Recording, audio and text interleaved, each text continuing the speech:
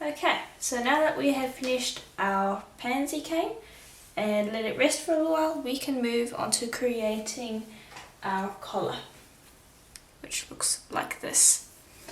Okay, so you're going to need a Skinner blend from white to black primer, and that needs to be rolled out on a setting that is fairly thick, so your thickest setting, as thick as you can get it. And then you'll roll out a sheet of white on the same setting and a sheet of black on the same setting, so that they're all the same thickness. Okay, now it's also important to measure out your collar cutter. Now I'm going to be using a collar cutter. If you're going to be using a template, measure out your template, or if you're going to be using a one of those metal collars, also measure that out. But I'm going to just bring over my collar cutter, and you want it, and I'm going to be using this one. So I want to have white on one end and black on the other end, and the black piece is going to come out here and the white piece is going to come out here. So you just want to measure that it's long enough and wide enough. You want it white sitting straight here and black sitting straight here, and then the blend going through. So that's what you want. Okay, then you'll bring over your pansy cane, and any flower cane will work for this. If you don't feel like making a pansy, because it is a little bit more of a tricky flower cane than others that I have made, just go have a look onto YouTube. I have a black and white 6-petal flower on there, which is quite simple, very easy to make. If you don't feel like making a pansy, you can always just take the technique that I did to create each of these individual petals here, and you can round it out like this. But then instead of putting it into a pansy shape, you can take that and you can take 6 of those and you can put that into a flower cane, and it will look quite nice. So you do have that option. Okay. And now you want to be taking slices and try to get them as thin as possible. I'm using a flexible tissue blade. If you have a loosey clay slicer, this would be a good time to use it. Or any kind of slicer that helps you create thin slices. Thinner, the better. Okay, and you want to cut out quite a few, because we're going to be filling that up quite a bit. And so I'm taking from the largest cane that I have at the moment, and I'll take slices from each size that I have as well, so that I end up with a bunch of different canes. Okay, and so I have enough there for the moment to show you what I want to do. What you want to do is look for any problems that you might have in your Skinner blend, because it's really hard to keep white, and just pop a cane over those. So if you see any problems, any areas that look like they have a little smudge in them, pop a cane over them, cane slice over them, and it will hide it. Okay. And then when you've taken care of those, just go and move these canes around, and pop them all around so that it's fairly busy. And I start with the largest ones, and then I work my way down to the smaller ones. And you'll just carry on doing that until you're left with kind of a little bit of space. So I'll show you what it looks like when I'm done. Okay, so here is what it should look like. You should have it quite busy, but you don't want any pieces touching each other. Okay, so now you want to bring over a piece of paper. So let me just grab one. And just plain printing paper. Pop that on, and then grab another piece, again plain printing paper, and pop that on top. And this is going to protect it from sticking to the tile, and it's also going to protect it from getting dirty, because it's fairly easy for that to happen, and it just is better to do. So I've rolled it a fair amount, and now I'm just going to start burnishing it, which is basically just taking your roller and rubbing. And now you really do have to do this with something covering the clay, otherwise the clay tends to smear. And what we're trying to do is we're trying to flatten out these cane pieces. So so that we can't feel them anymore. If you can run your finger over this or even run your roller over this and feel it, that's not good. You don't want to be seeing any seams in this, no seams whatsoever. So just keep turning your piece because you want to be expanding these panes equally. You don't want them distorting. So just turn, roll, turn and roll, and then I think I've got pretty much rid of all of that, most of the seams for the most part. Then take your roller and pressing down, rub against your clay, and this is going to get rid of seams. So it might be completely flat, but you won't have got rid of seams yet. So just bring over your roller, and I'm sorry for that clicking, it's a little bit of a large roller, and just rub and burnish it. Okay. And then we can pick this up and have a look to see if we've got rid of the seams yet. Just go lift that up. And you can see that it does transfer onto the paper a bit. Okay, and now what you can do to see if there's seams in here is tilt it to the light. And if you can see, so like over here, this is completely flat, but I can see that there's some seams there, there's some seams here. So I need to burnish it a little bit more. But can you see that we haven't distorted this? We don't want any distortion in here. So what I'm going to do is I'm going to get another piece of printing paper because the other one will have been crinkled a little bit by us lifting it up. So get another piece, use your hands to smooth it down and continue burnishing until it's smooth. Okay, so here's what it looks like. Now I do have just a few seams on these edges because I don't want to burnish too close to the edges because then I end up ruining the sheet. So I just like to trim this area. And the same on the other side, I like to just trim.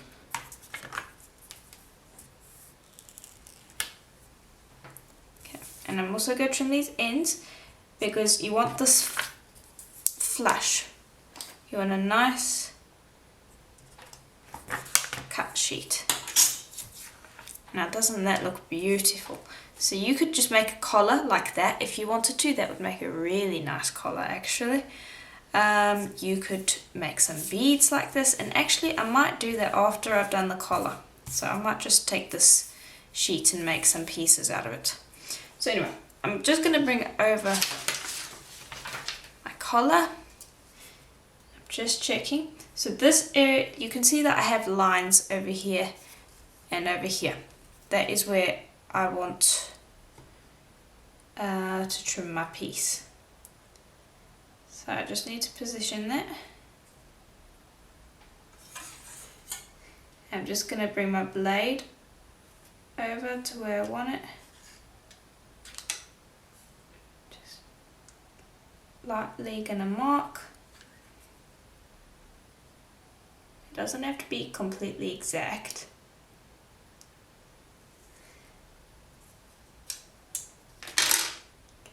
Just going to mark there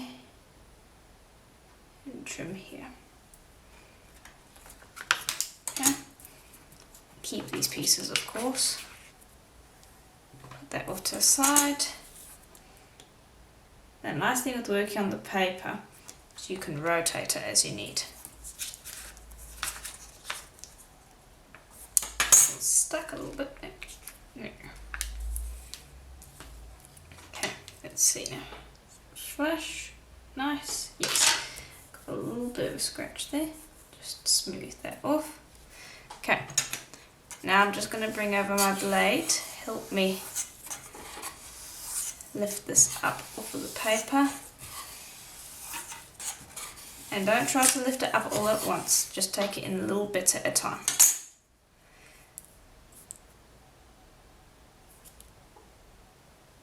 Okay, I'll move that out of the way, bring over another piece of paper. I like working on these pieces of paper because I don't like the clay sticking to the tile during this process. Okay, so I've cut that up. Now I want to bring over my white. I just need to trim over there.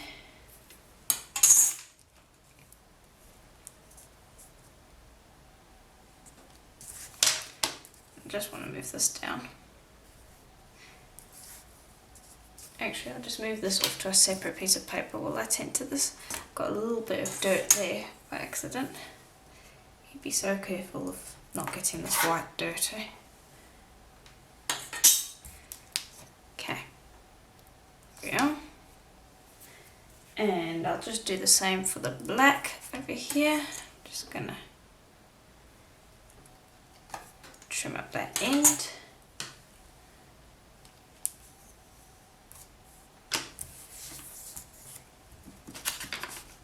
Okay, this is a little hard to keep all in the camera, so I apologise if I go out of the camera. Just smoothing out the scratch that I see here.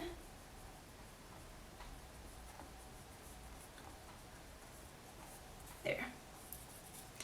Okay, and then the dark side has the black attached to it. And the light side, I'm going to have to trim over here to give me room to fit my white.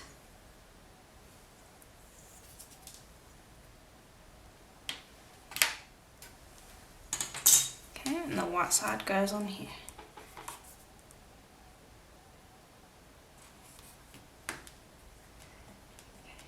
Just gently going to be pressing.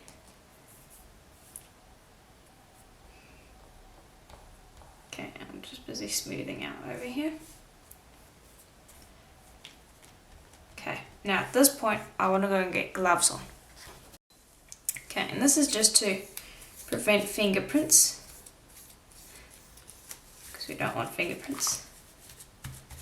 Okay, and we'll bring over another piece of paper.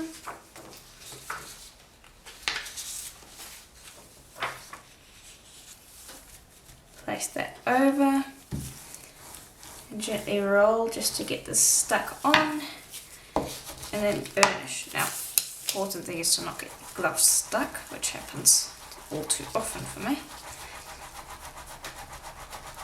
And you just want to be burnishing around this seam.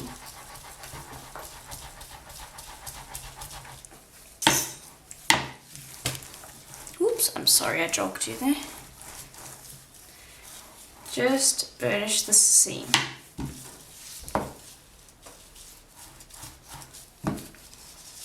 Okay. Let's see. Okay, so it's going to have burnished it a little bit.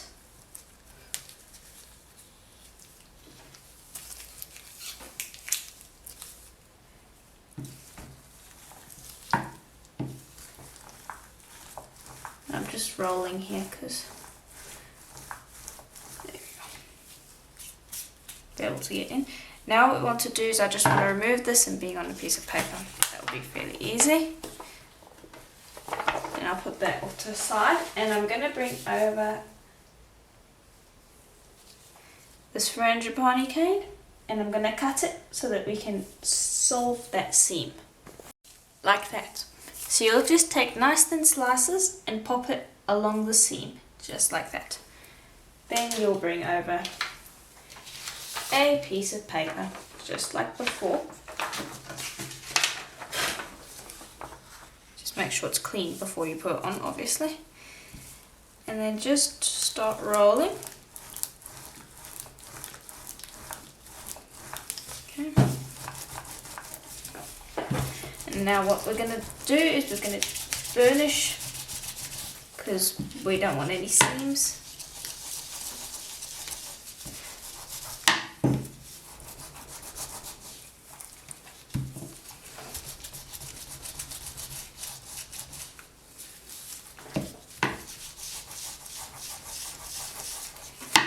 And I'll just roll again and just make sure that it's nice and even. So just spend a bit of time and make sure that you do burnish it properly. Oops, glove got in the way there. Sorry about the noise that this roll is making as it bangs. There we go. And the better you do this, the better your finished product will look later on. So I'll lift this up, have a look. I'm fairly happy with that. I think I could do a little bit more. So I'll just rotate that and pop it back on. And we'll continue when I'm happy. Okay, I'm happy now. So, what we now want to do is we just want to gently lift up this side, lift up this side, and just, you know, lift it up a little bit just to get it off the paper a bit, because you can get things like splits, and you want to, if you're going to get things like splits, you want to know about them before you cut out your collar, obviously. So I'm just going to gently put my fingers under there, lift it up.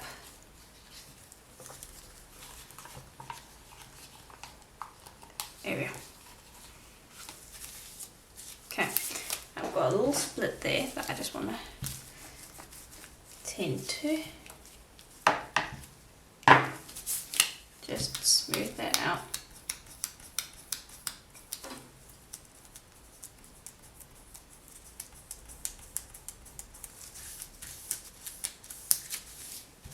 There we go. Okay, now the black and the white, you don't have to worry about it being smooth perfectly, because we are going to be doing a crackle there. So you don't have to worry too much about that. It's this bit that you have to worry about. Okay, now we're going to take this and I want to get it into the middle, which I'm happy, and just make sure that your collar's clean. Just have a few little bits that were hanging off over there. Okay, and I'll get it into the right spot right there. And press down from the middle of your cutter and then go out into the arms.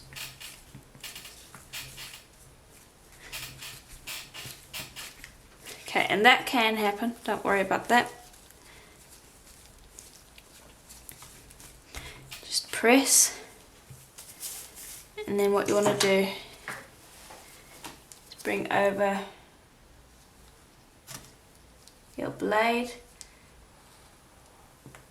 and just trim.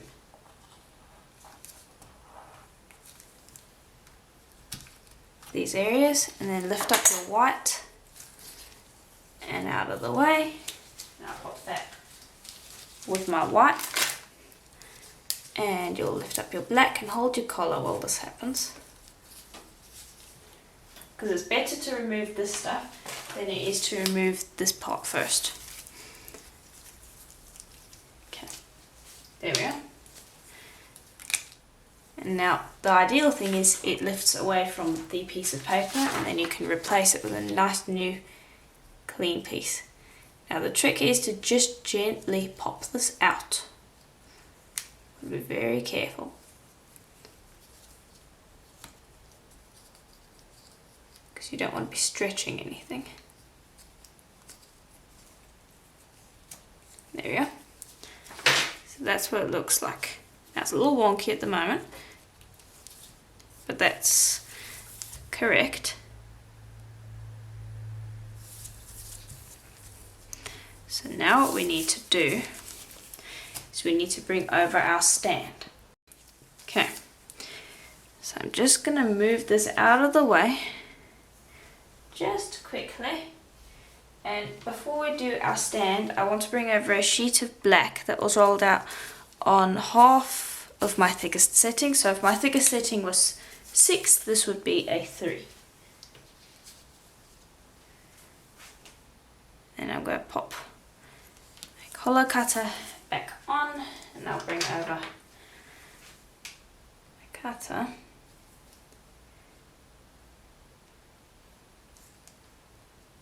And I just need, you can see that it's distorted just a tad.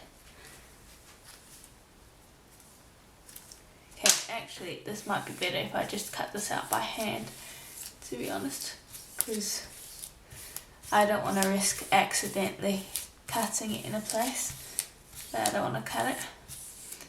So just going to smooth it over, and then I'll bring over a tissue blade. And because I've got it on a piece of paper, I can move it around as I want. And you'll just cut out your collar.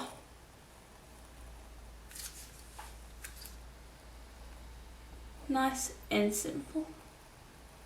Because you want this fairly thick for your crackle. Okay, so that's nice and thick, and this is just to protect it while it's crackling. Okay, and I'm just going to pop that onto a stand so that I can bring this over for you to see. Now when you're crackling this, you want it thick to begin with, because otherwise the collar just basically breaks. So it is important to thicken it up.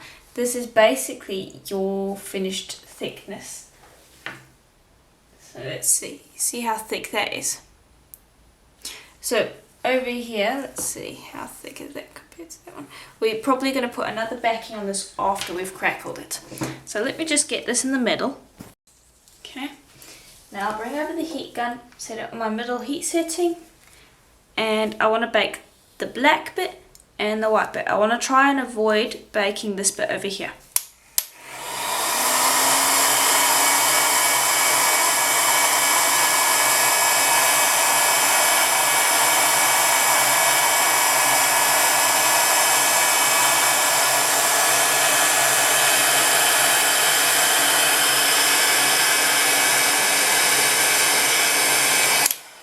Okay, that's one side. And if you've done crackle before, I suggest you learn how to do crackle before you do this tutorial. You'll be able to see as this turns. Okay, now I'm just going to do this bit. The clay just loses its glossy shine.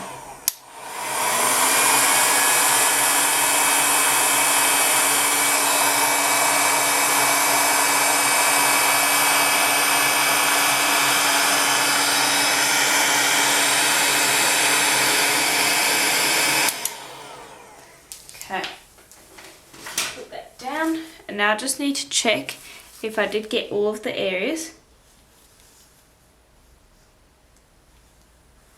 Okay, it looks like I did get everything. Just bring that back, and I'm just gonna take off my gloves now.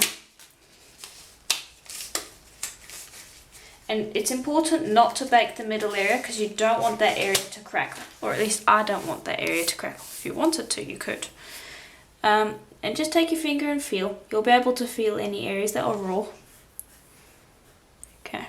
There's a big difference between over here, which I'm going to smooth, and over here. This just slides so much easier. This part, it kind of sticks.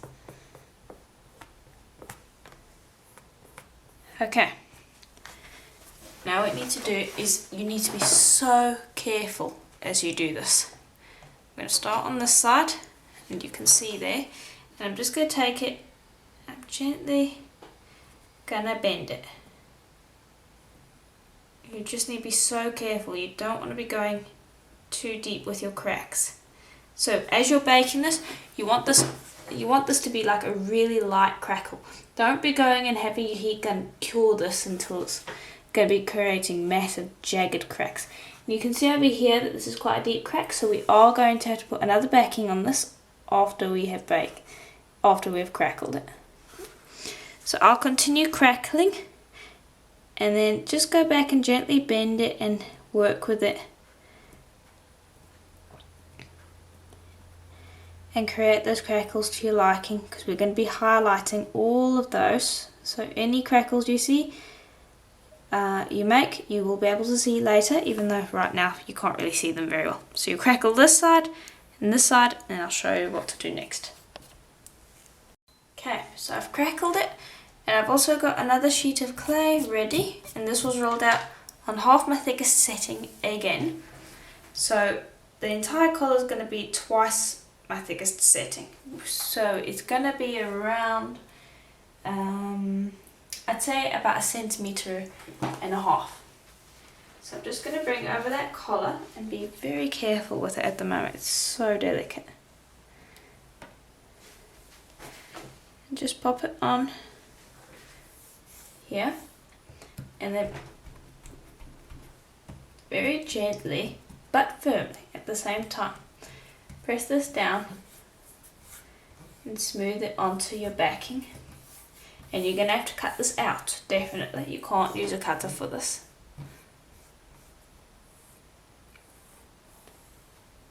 Okay. Just busy smoothing that on. And just make sure that you've stuck it down properly. And then just bring over your blade and trim around. Okay.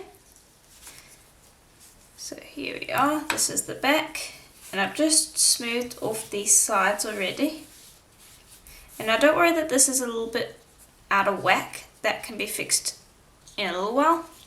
What we want to do now is, just going to bring this over so you can see. I'm going to bring over some 40 grit sandpaper. And what I'm going to be doing is I'm going to be scratching. And now what we're going to do to highlight the scratches is the exact same that we're going to do to highlight our crackle on the front. So just create your scratches. And the nice thing about this is it means that you don't have to be pressing your texture into the back, because by pressing you can distort your piece. So you don't really want to be using a texture that requires you to press on the back. And this is also quite a nice texture for the back. So I'll show you what this is going to look like in just a second. Oops, it's sliding around all over the place.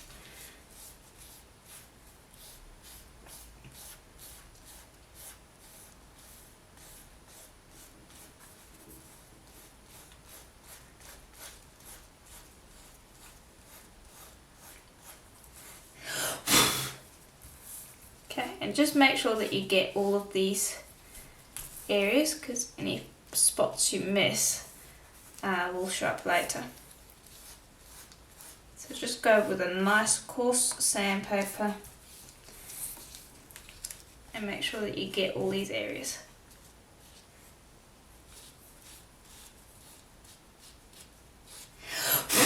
Okay, then you'll bring over a brush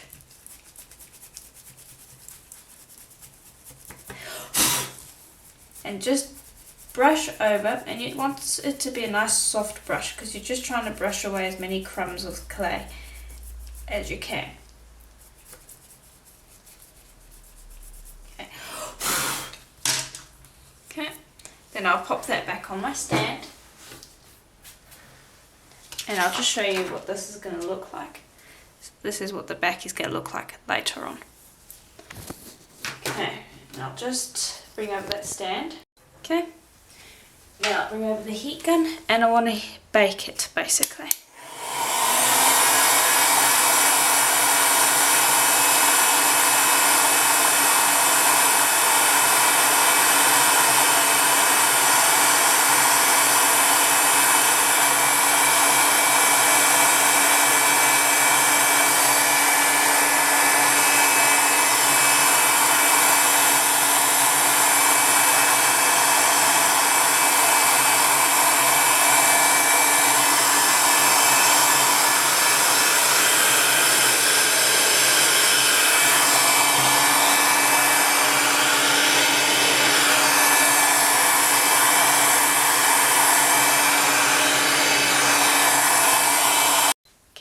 And then once I've baked it enough that it's fairly stable, I will go and make a cloth that kind of is the same shape as the neck over here. Rest this on the cloth in the oven with a piece of paper over the top to protect this side. You don't have to worry about this side because it's black and so any scorching won't show up. But you do want to cover up your flour cane and your white area because that can scorch very easily.